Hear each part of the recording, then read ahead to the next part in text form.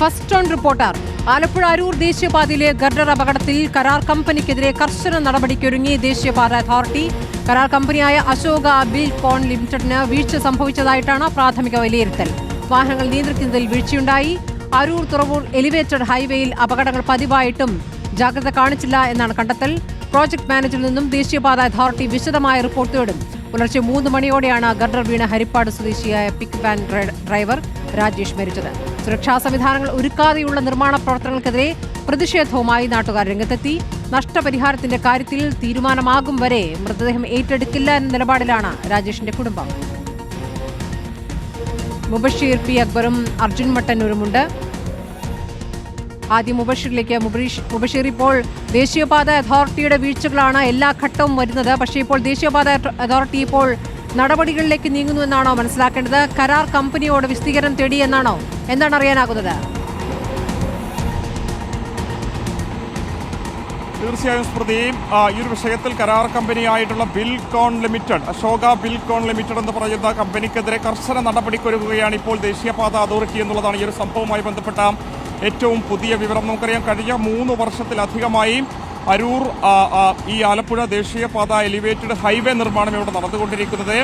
ഏകദേശം 12.75 കിലോമീറ്റർ ദൈർഘ്യത്തിൽ ആ റീഷൽ നിർമ്മാണ പ്രവൃത്തി നടക്കുന്ന വേളയിൽ തന്നെ ഏകദേശം 30-ലധികം ആളുകൾ ഇവിടെ അപകടത്തിൽപ്പെട്ടിരുന്നു. നിർമ്മാണത്തിലുള്ള തൊഴിലാളികൾക്കുൾപ്പെടെ തുടർച്ചയായി അപകടം സംഭവിക്കുന്ന ഒരു സാഹചര്യമുണ്ടായിരുന്നു.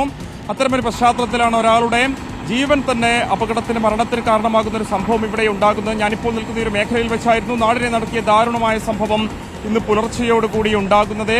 ഈ ഭാഗത്തെ ഈ ഗാർഡർ സ്ഥാപിക്കുന്ന സമയത്തായിരുന്നു വാഹനത്തിൽ കടന്നു വന്ന ആലപ്പുഴ ഹരിപ്പാട് സ്വദേശിയായിട്ടുള്ള വ്യക്തി വാഹനത്തിൽ അകപ്പെടുന്നതും മരിക്കുന്നതും. നിർഭാഗ്യവശാൽ അയാളുടെ ജീവൻ രക്ഷിക്കാൻ സാധിക്കുന്നില്ല. വാഹനം പൂർണ്ണമായും തകരുകയും ചെയ്തിട്ടുണ്ട്. എന്തായാലും ഇക്കാര്യത്തിൽ നിർമ്മാണ കമ്പനി, കരാർ കമ്പനിയുടെ ഒരു വിശദീകരണം വന്നിരിക്കുന്നു. അതിനെതിരെ നാട്ടുകാരുടെ വലിയ പ്രതിഷേധം നമ്മൾ കണ്ടതാണ്. ഒരു പ്രാഥമിക റിപ്പോർട്ടിന്റെ അടിസ്ഥാനത്തിലാണ് ഇപ്പോൾ കർശനമായിട്ടുള്ള നടപടിക്ക് കരാർ കമ്പനിക്കെതിരെ NHA ഒരുക്കുന്നതായിട്ടുള്ള വിവരം ഇപ്പോൾ നമുക്ക് ലഭിക്കുന്നത്. അശോക ലിമിറ്റഡ് എന്ന് പറയുന്ന കരാർ കമ്പനിക്ക് ഇക്കാര്യത്തിൽ വീഴ്ച സംഭവിച്ചിട്ടുണ്ട്. ഗാർഡർ പോലെയുള്ള 80 ടൺ അതിൽ അധികം തൂക്കം വരുന്ന വസ്തുക്കൾ ദേശീയപാത നിർമ്മാണത്തിന്റെ ഭാഗമായി ഇവിടെ സ്ഥാപിക്കുമ്പോൾ സ്വീകരിക്കേണ്ട സുരക്ഷാ മാനദണ്ഡങ്ങളൊന്നും തന്നെ സ്വീകരിച്ചില്ല എന്നുള്ളതാണ് ദേശീയപാത അതോറിറ്റി ഇപ്പോൾ കണ്ടെത്തിയിരിക്കുന്നത്. ഇക്കാര്യത്തിൽ പ്രൊജക്ട് മാനേജറുടെ വിശദമായുള്ള റിപ്പോർട്ട് ദേശീയപാത അതോറിറ്റി തേടി എന്നുള്ളതാണ് നമുക്ക് മനസ്സിലാക്കാൻ സാധിക്കുന്നത്. ഒരു ഔദ്യോഗിക സ്ഥിരീകരണം ഒരുപക്ഷെ എക്സിലൂടെ അല്പസമയത്തിനുള്ളിൽ തന്നെ NHA നടത്തുമെന്നുള്ളതാണ് നമുക്ക് മനസ്സിലാക്കാൻ സാധിക്കുന്നത്. നേരത്തെ മലപ്പുറം കൂരിയാടെ ഈ സ്വഭാവത്തിലുള്ളതല്ല, മറിച്ച് മറ്റു രീതിയിലുള്ള ഒരു അപകടം ദേശീയപാതയിൽ നമ്മൾ കണ്ടിരുന്നു. ആ ഒരു ഘട്ടത്തിൽ കരാർ കമ്പനിക്കെതിരെ വലിയ പ്രതിഷേധവുമായി നാട്ടുകാർ വന്നിരുന്നു. അന്ന് കരാർ കമ്പനിയായിട്ടുള്ള KNRCയെ ഡീബാർ ചെയ്യുന്ന നടപടിയിലേക്ക് ദേശീയപാത അതോറിറ്റി കടന്നിരുന്നു.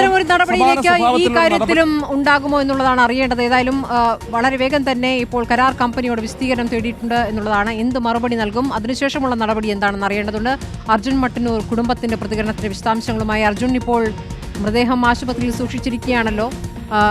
എന്ത് ഉറപ്പിന്റെ അടിസ്ഥാനത്തിൽ മാത്രം മൃതദേഹം ഏറ്റെടുക്കുമെന്നാണ് ഇപ്പോൾ കുടുംബം പറയുന്നത്? വലിയ വീഴ്ചയാണ് സംഭവിച്ചിരിക്കുന്നത്. സ്മൃതി, ഇപ്പോൾ രാജേഷിന്റെ മൃതദേഹം എറണാകുളം ജനറൽ ആശുപത്രിയിൽ ആണ് ഉള്ളത്. ഇവിടെ ഇപ്പോൾ ഇൻക്വസ്റ്റ് നടപടികൾ പുരോഗമിക്കുകയാണ്. അതിനുശേഷം പോസ്റ്റ്മോർട്ടം നടപടികളും ഉണ്ടാകും. എന്നാൽ മൃതദേഹം ഏറ്റെടുക്കേണ്ടതില്ല എന്നുള്ളതാണ് ഇവർ പറയുന്നത്. പ്രധാനമായും ഇവരുടെ ആവശ്യം, അതായത് ഈ സംഭവത്തിന് ശേഷം ദേശീയപാത അതോറിറ്റിയോ അതോടൊപ്പം തന്നെ സംസ്ഥാന സർക്കാരോ അത്തരത്തിൽ ജനപ്രതിനിധികളോ മറ്റാരും തന്നെ ബന്ധപ്പെട്ടിട്ടില്ല. യാതൊരു ഉറപ്പും നൽകിയിട്ടില്ല. നഷ്ടപരിഹാരത്തിൻ്റെ കാര്യത്തിലടക്കം ഒരു ഉറപ്പും ലഭിച്ചിട്ടില്ല എന്നുള്ളതാണ് ഏറ്റവും പ്രധാനപ്പെട്ട കാര്യം. അത്തരത്തിൽ കൃത്യമായ ഉറപ്പുകൾ ലഭിച്ച ശേഷം മാത്രമേ മൃതദേഹം ഏറ്റെടുക്കുകയുള്ളൂ എന്നുള്ളതാണ് ഈ കുടുംബവും അതോടൊപ്പം തന്നെ സുഹൃത്തുക്കളും പറയുന്നത്. എന്തായാലും അരൂർ പോലീസ് അടക്കം ഇപ്പോൾ സ്ഥലത്തെത്തി ഇൻക്വസ്റ്റ് നടപടികൾ പുരോഗമിക്കുകയാണ്. ഈ രാജേഷ് ഇത്തരത്തിൽ ഭാര്യയും 2 കുഞ്ഞുങ്ങളും മാത്രമുള്ള ഒരു കുടുംബത്തിൻ്റെ ഏക ആശ്രയമായിരുന്നു. സാധാരണ രീതിയിൽ അദ്ദേഹം കോൺക്രീറ്റ് ജോലിക്കും മറ്റും പോകാറുണ്ട്, ഓട്ടോറിക്ഷ ഓടിക്കാറുണ്ട്. അതോടൊപ്പം തന്നെയാണ് ഇത്തരത്തിൽ ചില ദിവസങ്ങളിൽ ഇത്തരത്തിലുള്ള ഓട്ടങ്ങൾക്കായി പിക്കപ്പ് വാഹനങ്ങൾ ഓടിക്കുന്ന രീതിയുമുണ്ട്. അത്തരത്തിലാണ് കഴിഞ്ഞ ദിവസം അദ്ദേഹം ആലപ്പുഴയിൽ നിന്നും പിക്കപ്പ് വാഹനം എടുത്ത് കോയമ്പത്തൂരിലേക്ക് പോവുകയും അവിടെ ഏറ്റവും ദാരുണമായ സംഭവമാണ് ഉണ്ടായിരിക്കുന്നത്. ഉത്തരവാദികൾ മറുപടി പറഞ്ഞേ തീരൂ എന്നുള്ളതാണ് കുടുംബവും പറയുന്നത്. മുബഷീർ പി അക്ബറും അർജുൻ മട്ടന്നൂരുമാണ് വിശദാംശങ്ങൾ നൽകിയത്.